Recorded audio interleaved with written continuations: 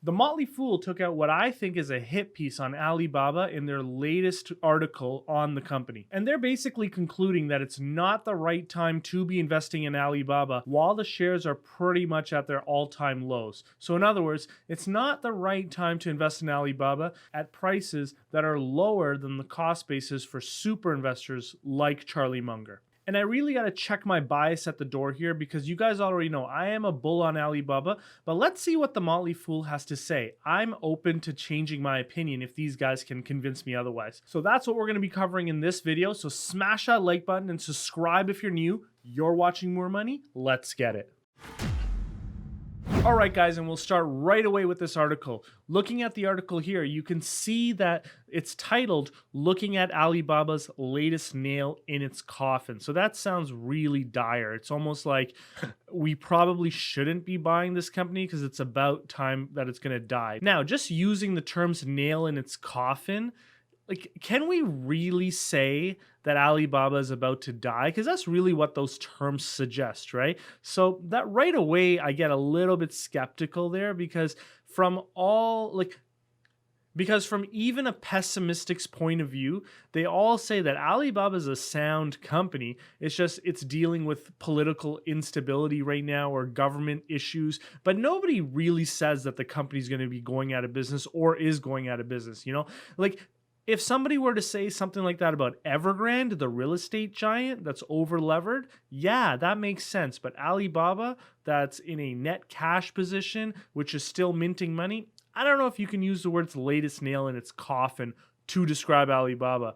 I think you would use those terms if you're going to try to get people to read an article, which I think that's more what they're trying to do. But let's give them the benefit of the doubt and let's read this together. So I noticed here, and I highlighted it for you guys, they said that it's the escalating government tensions that are making it the wrong time to roll the dice on Alibaba. Now, first of all, anytime it comes to buying a stock, would you ever use the terms rolling the dice to describe buying a business? Can you imagine if you owned a company and that company's doing an M&A transaction and they described it as rolling the dice? No, it all comes down to, is this a valuable business that you can get it at a somewhat of a discount to its intrinsic value? That's not rolling the dice. That's intelligent business acquisitions. And we do fractional business acquisitions with our shares. Like, this isn't a game. This isn't a casino, you know?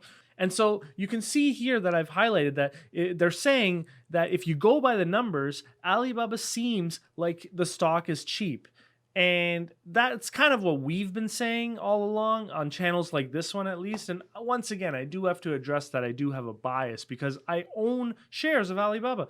And so they're saying that things could go very smooth over the long term. However, there are reasons to be cautious towards the stock. Okay, fine. We do believe that things will be relatively okay over the long term, but let's see what these items are to be cautious towards the stock.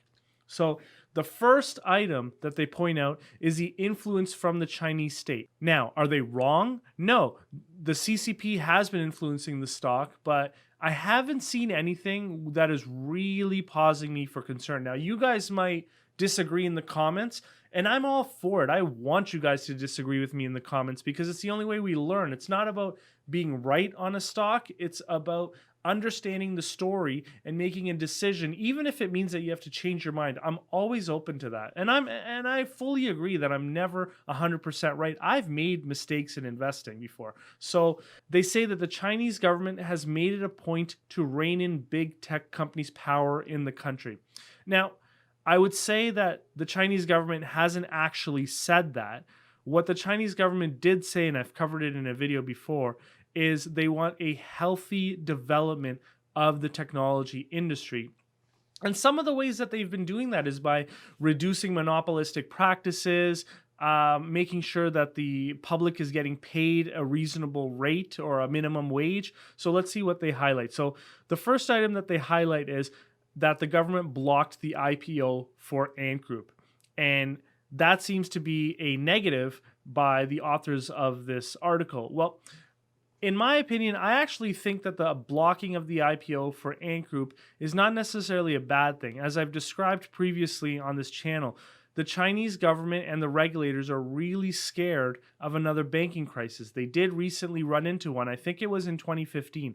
So they want these companies that are issuing credit to their customers to put up the adequate amount of capital. I'm not an expert here, but I would think that if a technology company is starting to act like a financial company, it should follow the financial company rules. So I might be wrong there. It's up to these Motley Fool guys to really tell us why we might be thinking wrong in that case. Now, they went on to say that the IPO could have been set to a valuation as high as $310 billion, but the Chinese regulators suspended the IPO and forced Ant Group to restructure, splitting its payment platform from its lending platform business and subjecting it to stricter oversight. Once again, that sounds to me like a regulator that's trying to protect its banking industry. Now, I do agree that the suspended IPO did destroy billions in value from what would have been approximately Alibaba's $100 billion stake. I do agree with that. Like, when Ant Group IPOs, I don't think it's going to IPO at $300 billion. But that being said, it's not like the IPO was canceled. It's just something that they need to get restructured. And so Ant Group or Alibaba will eventually achieve value from the eventual IPO of it. But I guess, if you're able to list the company for 300 billion as opposed to a total value of 100 billion and have more of a stake in it than what I think Alibaba will have once everything's restructured, I guess that is destroying value. So they are right there. But over the long term, if you're entering into a business where you inevitably destroy the banking system in China, I think overall you get more value with a smaller company, but a healthy banking system. And so that's the way that the Chinese regulators are looking at it.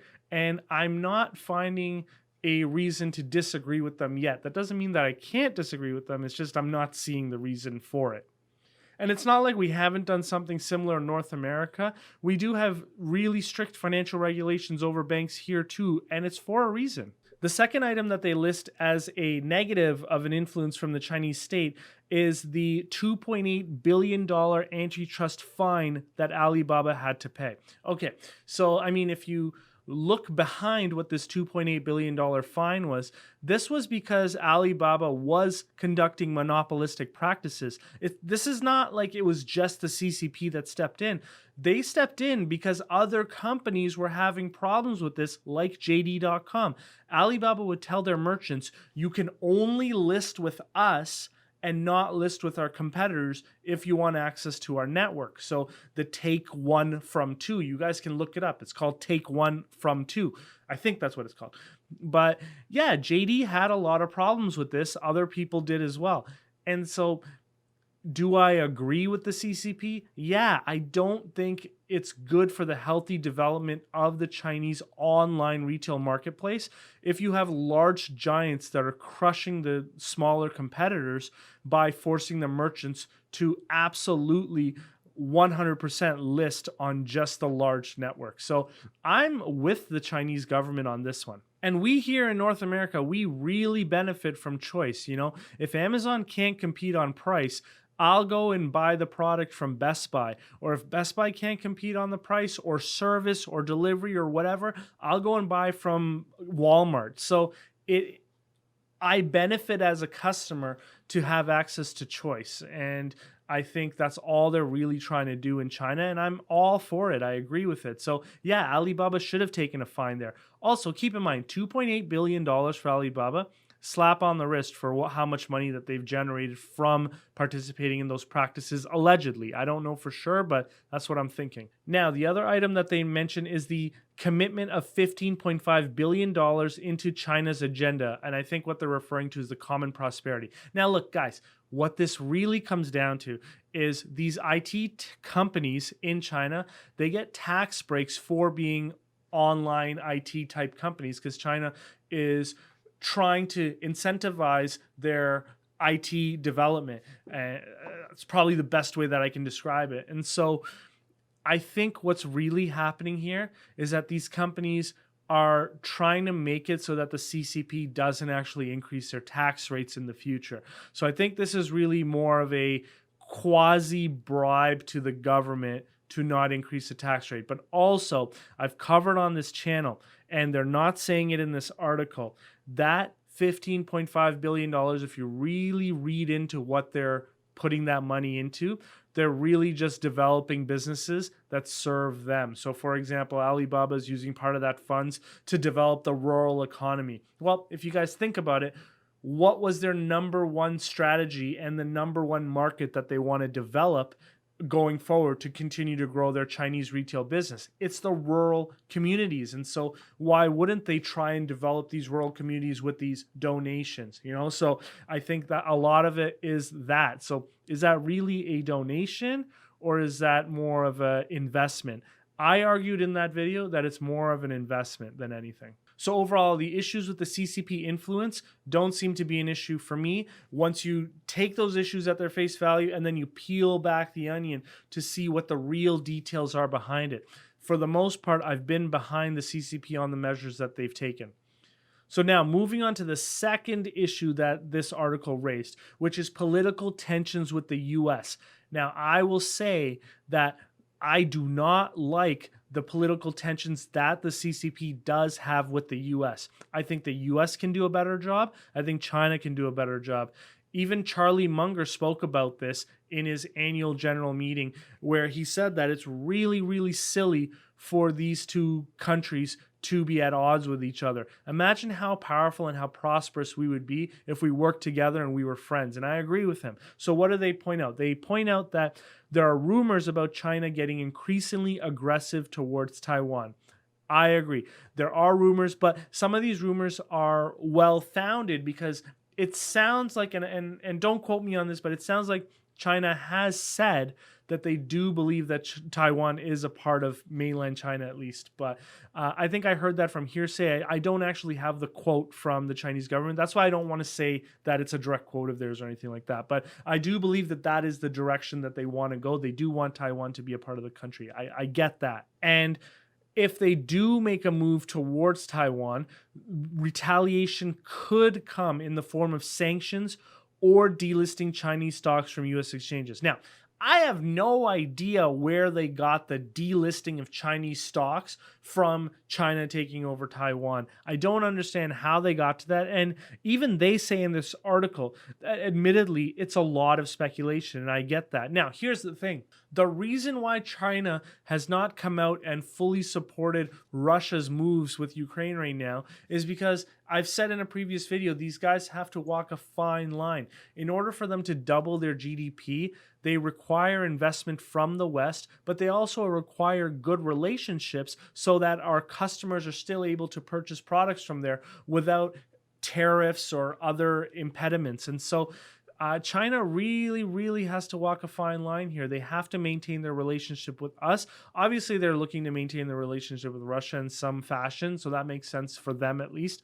But I don't think China does anything in this environment where their economy is slowing down because they're experiencing a real estate issue and they're experiencing issues from lockdowns from their COVID-19 policies, that they're going to further impact their economy by taking on sanctions from the West. I don't think that happens. I might be wrong, but it just seems like, why would they stack the deck against them in a situation where they're experiencing slower than average growth historically? It doesn't make sense to me. So I think the political tensions with the U.S. are more fabricated than actually an issue. Even with the delisting fears, I've covered that many times on this channel. I think China is coming to the table in a fair and reasonable way. I think America also needs to come to the table in a fair and reasonable way. Both sides are not going to get their way, but I do believe that they both can compromise. I don't think the U.S. is willing to compromise right now, so we'll see how they figure it out.